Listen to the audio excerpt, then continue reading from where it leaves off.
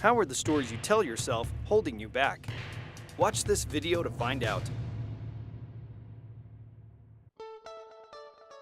Are you an amazing storyteller? While most people wouldn't consider themselves a world-class orator, all humans are amazing storytellers. In fact, you are most likely telling yourself a story right now. According to the book Crucial Conversations, immediately after an event occurs, we tell ourselves a story. The story we tell ourselves will create an emotion, which will then lead to our reaction. Here's an example. You're driving on the freeway and someone cuts you off. The story you tell yourself is that this person is a jerk and is overall a bad human being. This story makes you angry, which leads you to react by passing them on the right-hand side in order to clearly communicate your feelings. Just before raising your fist, you notice that the woman in the passenger seat is in distress and appears to be in labor. Who is the bad human being now? In this example, had you known why the person was cutting you off, would you still have been as angry?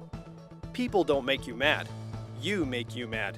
Remember that phrase from your parents when your sibling kept hitting you in the back seat of the car? This is why the stories we tell ourselves are so important. The event itself doesn't make us mad. The story we tell ourselves makes us mad. Here's an example in the workplace. An employee has scheduled time to meet with her manager to go over some ideas. During the meeting, another employee walks in and asks if he has time to talk. The manager says yes and walks out of the room. After waiting 10 minutes, the manager comes back and apologizes, but tells her they will need to reschedule their meeting. At this point, there are hundreds of stories going through her mind. My manager doesn't think I have good ideas. He doesn't respect me. The other employees walk all over me. I am not valued here as an employee. After a weekend of stewing over the event with very little sleep, she decides that she needs to say something. Before she has the chance though, her manager pulls her aside. I'm sorry for stepping out of our meeting last week. Jason had just received a phone call that his son in college was seriously injured and in a coma. He needed to leave immediately. Fortunately, she didn't have time to share all of her planned stabbing remarks to her manager before knowing the rest of the story. So there was no harm done, right?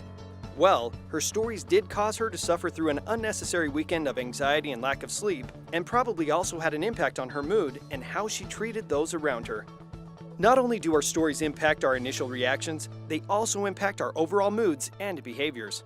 By choosing to tell ourselves more positive stories, we can control our emotions, as well as put ourselves in a better mood, regardless of what the true stories are. 48-hour challenge. Pay close attention to the stories you are telling yourself throughout the day, and change them from negative to positive. This less than 3-minute learning is from the Crucial Conversations Book Club. Visit the Learning and Development Connect site to view class offerings.